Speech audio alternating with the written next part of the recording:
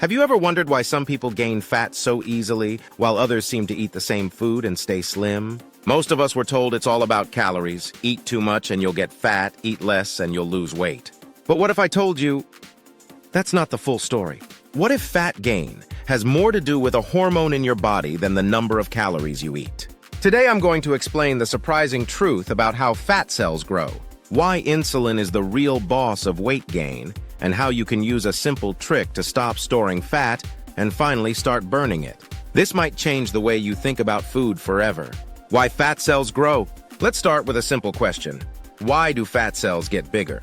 Most people think it's because they eat too much food, but Dr. Ben Bickman, a metabolism expert, shows us that's not really true.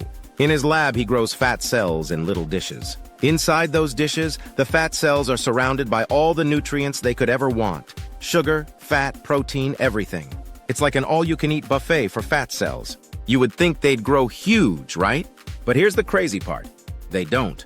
They stay small. Then the researchers add just one thing to the dish: insulin. And instantly, the fat cells start to swell. 6 hours later, they're bigger. 12 hours later, even bigger. And it keeps going. This proves something important. Calories alone don't make fat cells grow. Insulin does. The gatekeeper hormone. So what is insulin anyway? Think of insulin as the gatekeeper of your fat cells. Its job is to tell your body when to store energy. Every time you eat, your blood sugar rises. Insulin rushes in to help move that sugar out of your blood and into your cells. Some of it goes into muscle for energy, some into the liver, but a lot of it ends up in fat cells for storage. Without insulin, fat can't be stored. With high insulin, fat storage becomes easy, almost automatic. Here's proof. People with type 1 diabetes don't produce insulin naturally. If they don't take insulin injections, they can eat tons of food, but they won't gain weight. Their bodies literally can't store the energy as fat without insulin. Sadly, some young people with this condition develop an eating disorder called diabulimia. They purposely underdose their insulin so they can stay very thin, even while eating a lot. Of course, this is extremely dangerous because it can cause life-threatening health problems. But it shows the power of insulin. It is the master switch that controls fat. So now we know. Obesity isn't just about eating too much or being lazy. It's about hormones, and insulin is the main one. The morning surprise, the dawn effect. Now let's talk about something that happens every single morning in your body and mine. A few hours before you wake up, your body starts to get ready for the day. Your brain says, okay, time to get moving soon, and sends out a hormone called cortisol. Cortisol helps wake you up by telling your liver to release sugar into the bloodstream. This gives you quick energy to start the day. But there's a side effect. When blood sugar goes up, insulin also goes up.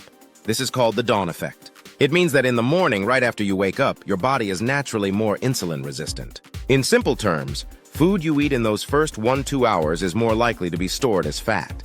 Think about it. What do most people eat for breakfast? Cereal, toast, pancakes, muffins, or a big sugary coffee drink. That's basically dessert disguised as breakfast. You're eating sugar and starch at the very time your body is least able to handle it. No wonder fat storage becomes a problem.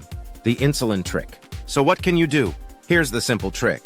Don't eat right away in the morning. Give your body 1-2 hours after waking before you have your first meal. During that time, use your natural morning energy. Go for a short walk. Do some light stretching. Write out your plan for the day, or just enjoy some quiet time. You'll be surprised at how alert and focused you feel. Then, when it's time to eat, skip the sugary breakfast foods. Instead, choose something with protein and healthy fats, like eggs, avocado, nuts, or plain Greek yogurt. This keeps insulin low and helps your body burn fat instead of store it. The role of sleep and stress. But here's something else to watch out for. Sleep. If you don't get enough sleep, your body treats it like stress. Cortisol levels in the morning shoot up even higher than normal. And remember, more cortisol means more insulin, and more insulin means more fat storage. That's not all. Cortisol also messes with your brain. It increases hunger signals, especially for sugary and starchy foods.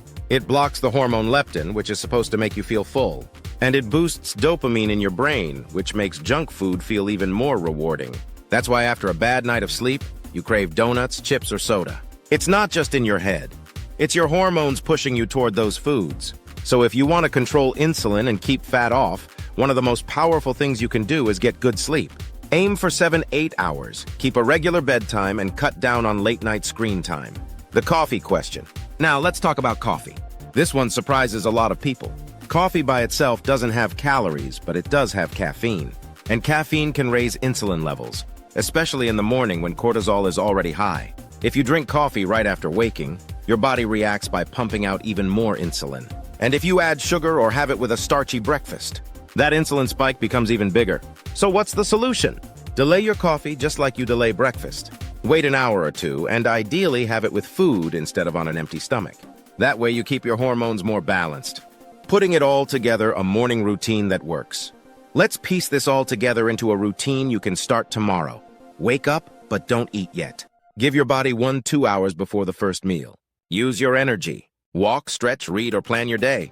Take advantage of your sharp mind and focused energy. Delay coffee. If you love coffee, have it later in the morning and not on an empty stomach. Eat smart. When you do eat, avoid sugary or starchy foods. Go for protein, healthy fats, and fiber. Prioritize sleep. This is the foundation. A rested body handles insulin and cortisol better. By doing this, you use your hormones in your favor instead of against you. You start your day in fat-burning mode instead of fat-storing mode. Why this matters? The biggest lesson here is that weight gain is not just about calories. You could eat the same amount of food at different times of the day, and your body would handle it completely differently because of insulin. This is why some people feel frustrated. They cut calories, they exercise hard, but they don't lose weight. If insulin is always high, the body will keep storing fat no matter what. That's why the insulin trick is so powerful. It works with your body's natural rhythm instead of fighting against it. Now it's your turn. Tomorrow morning, try this simple change. Don't rush to the kitchen right after waking. Wait a little, move your body, and then eat a smart breakfast. Notice how your energy feels, and watch how your cravings start to change. If this video opened your eyes, here's what I want you to do. Like this video if you learned something new. Share it with someone who struggles with weight loss and needs to hear the truth about insulin. Subscribe so you never miss our next upload. We'll keep giving you simple science that actually works. And finally, comment below. What's the one thing you will change tomorrow morning after hearing this? Let's share and learn from each other. Because once you understand insulin, you understand fat. And when you control insulin, you take back control of your health.